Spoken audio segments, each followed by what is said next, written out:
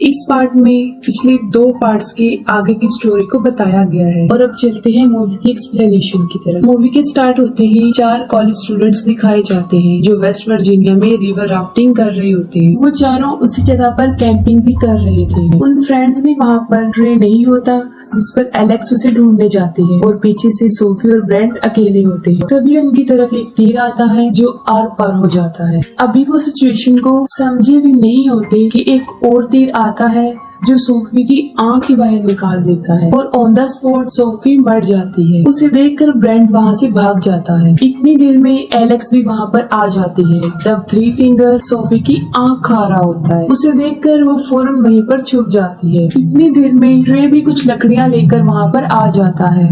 वो 3 फिंगर उस पर भी अटैक कर देता है। वो किसी तरह अपनी जान बचाकर जंगल की तरफ भागता है, लेकिन 3 फिंगर उसे भी पकड़ के मार देता है और ब्रेंट भी इन म्यूटेंट्स के ट्रैप में फंसकर उनका शिकार बन जाता है और उन फ्रेंड्स में अब सिर्फ एलेक्स ही जिंदा बचती है। इसके बाद वेस्ट वर्जीनिया के जेल को दिखाया जाता है जहाँ पर कुछ कैदियों को लेकर दूसरी जेल में ट्रांसफर करना था और ये जिम्मेदारी 3 पुलिस ऑफिसर्स को दी गई थी। वो टोटल कैदी 5 थे जिनमें एक था जेविस जो माफिया ऑर्गेनाइजेशन का हेड था और ये सब कुछ उसी के लिए हो रहा था। उनका ट्रांसफर 2 हफ्ते बाद होना था, लेकिन पुलिस को ये पता चलता है कि जेविस के आदमी रास्ते में बस को हाईजैक कर सकते हैं और वो जेविस को छुड़वा कर ले जाएंगे और यही वजह है कि उन्होंने इमरजेंसी ट्रांसफर प्लान किया और साथ में अपना रूट भी चेंज कर दिया और उनका नया रूट वो खतरनाक वे था, यानी पेपर मिल रोड। वो सब कैदियों को बस में बिठाकर वहाँ से चल पड़ते हैं। रास्ते में वो एक पुलिस स्टेशन पर स्टॉप करते हैं और वहाँ पर उन्हें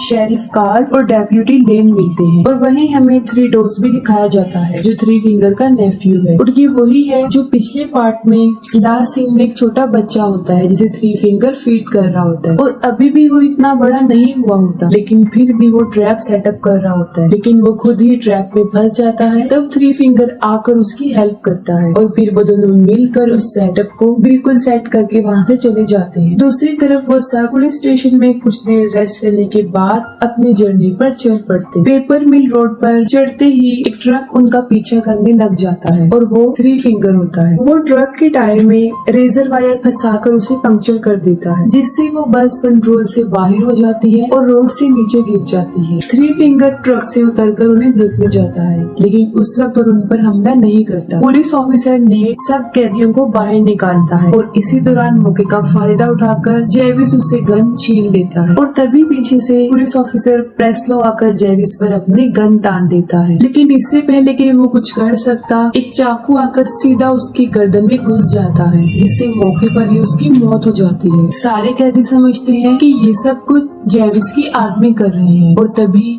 जेविस पर भी तीरों की बारिश होना शुरू हो जाती है जिससे वो फौरन समझ जाते हैं कि ये जेविस की आदमी तो नहीं कर सकती।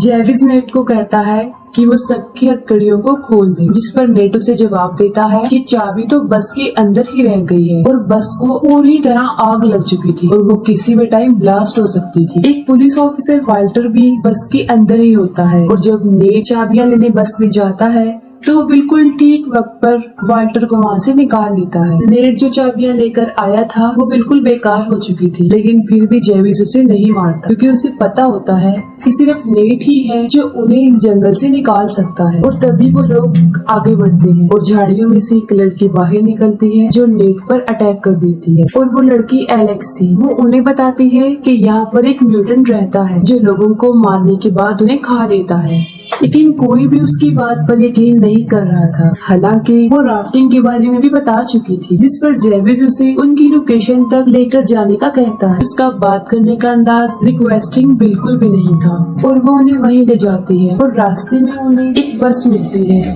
जो बिल्कुल पलटी हुई होती है जो पीछे से लॉक थी। जेविस नेट को उसकी कैब चेक करने के लिए भेजता है और वहाँ पर उसे उसकी चाबी और एक बंदूक मिल जाती है और वो गन वो वाल्टर को दे देता है और जब वो वैन को चेक करते हैं तो वो देखते हैं कि वो पैसों से भरी हुई है। इतने पैसे देखकर वो सब हैरान हो जाते हैं और जेविस उन्हें 2-2 बैग उठाकर वहाँ से जाने को कहता है और सब लोग 2 बैग उठा देते हैं, लेकिन वेल्टर जख्मी था और वो बैग उठा नहीं सकता था, जिस पर जेविस उसे जबरदस्ती बैग उठाने के लिए कहता है और मौका देखकर वेल्टर जेविस को शूट करने लगता है, लेकिन बदकिस्मती से उसमें गोलियां नहीं होती। लेकिन इस बात के लिए जेविस उसे माफी नहीं देता, वो सीधा उसके सर में गोली मार देता। इस पर नेट कुछ भी नहीं कर सकता था क्योंकि वो मजबूर था। फिर जेविस सबको आगे बढ़ने को कहता है और सबसे आगे एलेक्स होती है क्योंकि वही उन सबको रास्ता बता रही थी। चलते हुए उसका पाँव एक ट्रैप पर आ जाता है, लेकिन नेट जल्दी से उसे बचा लेता है और वो ट्रैप वही था जो 3 डोज ने सेटअप किया था और वो वहीं छुपकर बैठा हुआ था। तभी वही निकलकर बाहर आ जाता है और उन पर अटैक कर देता है, लेकिन जेविस उसे गोली मारकर नीचे गिरा देता है।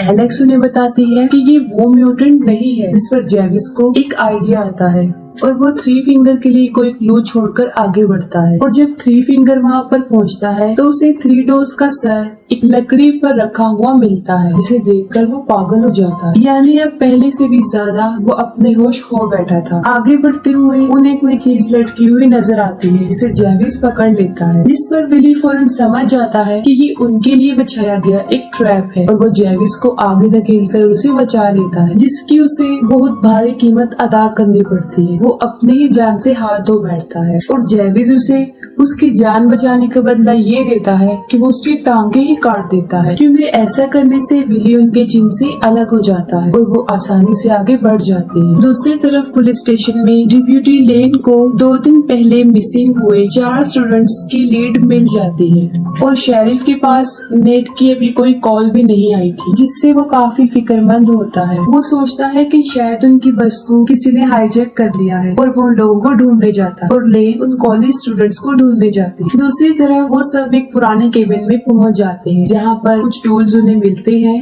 और वो उसकी मदद से अपनी जंजीरों को काट देते हैं। वो थोड़ा आगे बढ़ते हैं तो वहाँ पर 3 फिंगर का ट्रक होता है। हालांकि उन सबको पता होता है कि ये उनके लिए बिछाया गया एक ट्रैप है, लेकिन फिर भी जेविस जबरदस्ती एक कैदी क्रॉफोर्ड को आगे भेजता है। जैसे ही वो 3 फिंगर के ट्रक के पास जाता है, 3 फिंगर उसे रेजर वायर में फंसा कर ट्रक को वहाँ से ले जाता है और ट्रक को सड़क पर ले जाकर पूरी स्पीड से क्रॉफोर्ड को सड़क पर घसीटता है और वो इतनी शिद्दत से घसीटता है कि जब तक कि वो मर ना जाए। पीछे से मौका देखकर फ्लड पर जेविस पर हमला कर देता है और तब एलेक्स और नेट वहाँ से भाग जाते हैं। जेविस फ्लड को इतना मारता है कि वो अधमरा हो जाता है। एक और कैदी उसे वहाँ पर वैसे ही छोड़कर चले जाते हैं। शेरिफ उस बस पर पहुंचकर सारी इंफॉर्मेशन को आगे ट्रांसफर कर देता है। ये करने के बाद वो अपने डॉग को लेकर नेट को ढूंढने जंगल में चला जाता है। ब्रैंडन जेविस को कहता है कि उन्हें पैसों को यहीं छोड़कर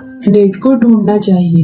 जेविस उसकी बात मान लेता है और पैसे को कुछ टाइम के लिए वहीं पर छोड़ देता है और आखिरकार वो नेट को ढूंढ लेते हैं। जेविस उसे मारने ही वाला होता है कि नेट उसे बताता है कि यहाँ पर एक वॉच टावर है जहाँ से हम वो किसी से कांटेक्ट कर सकते हैं। जेविस उसे आखिरी मौका देता है और फिर वो उसे वहाँ पर लेकर जाता है और जैसे ही वो सब वहाँ पर पहुँचते हैं वो देखते हैं कि वॉच टावर जलकर बुरी तरह राख हो चुका है और इसे उन तीनों म्यूटेंट भाइयों ने जला दिया था। वहाँ पर कुछ ना मिलने पर जेविस नेट को शूट करने लगता है, लेकिन बिल्कुल सही टाइम पर शेरिफ का डॉग उसे पकड़ लेता है। शेरिफ खुद भी ठीक वक्त पर वहाँ पर पहुँच जाता है और उन्हें वहाँ से ले जाता है, लेकिन तभी 3 फिंगर दरख्त पर बैठा हुआ एक बाला नीचे फेंकता है जो सीधा शेरिफ के मुंह में घुस जाता है और आर पार हो जाता है, जिससे फौरन जेविस शेरिफ की गन को छीन लेता है और नेट को फिर से गन पॉइंट पर लाकर उसे ऑर्डर देता है और फिर वो अपना सारा पैसा लेने के लिए वापस जाता है, लेकिन फ्लड सारा कैश लेकर वहाँ से भाग रहा होता है और तभी जेविस को उसकी आवाज आ जाती है और वो फ्लड की तरफ बढ़ता है, लेकिन इससे पहले ही 3 फिंगर मोलोटोव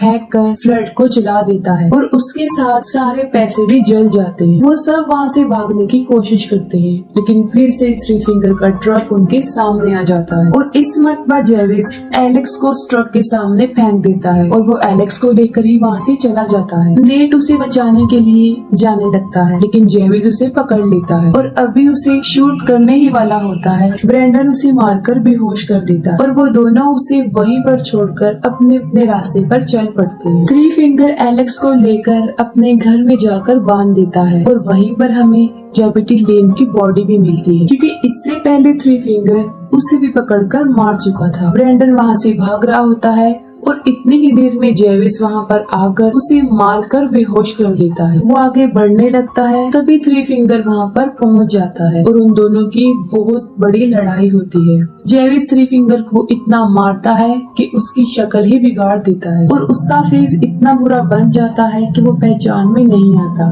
पहले से भी ज्यादा। लेकिन लास्ट में थ्री फिंगर ही जेविस पर भारी पड़ जाता है। वो उसकी खोपड़ी खोलकर उसका दिमाग खा लेता है और अपनी जीत को सेलिब्रेट करता है। नेट को शेरिफ का डॉग मिल जाता है जो उसे एलेक्स के पास लेकर जाता है। वो एलेक्स को छुड़ाकर वहाँ से निकलने लगते हैं, लेकिन थ्री फिंगर वहाँ आकर उन पर हमला कर देता है। थ्री फिंगर नेट को मारने ही वाला होता है कि तभी एलेक्स वही लकड़ी जिस पर थ्री डॉग्स का सर रखा था वो थ्री फिंगर को पीछे से मारती है, उसके अंदर घुसा कर उसे मार देती है और वो दोनों उसका ट्रक लेकर वहाँ से चल पड़ते हैं। लेकिन थ्री फिंगर अभी मरा नहीं होता और वो फिर से उनके ट्रक के सामने आ जाता है और उनके ट्रक पर चढ़ जाता है। वो नेट को पकड़ लेता है जिससे उनका ट्रक बेकाबू हो जाता है और वो सीधा जाकर दरख्त पर लगता है और ट्रक में आग लग जाती है और इतनी देर में ब्रैंडन भी वहाँ पर पहुँच जाता है और उन दोनों को ट्रक से बाहर निकाल देता है। लेकिन थ्री फिंगर इतनी आसानी से तो उनकी जान बख्शने वाला नहीं था और वो फिर से नेट को पकड़ लेता है, लेकिन इस मर्तबा नेट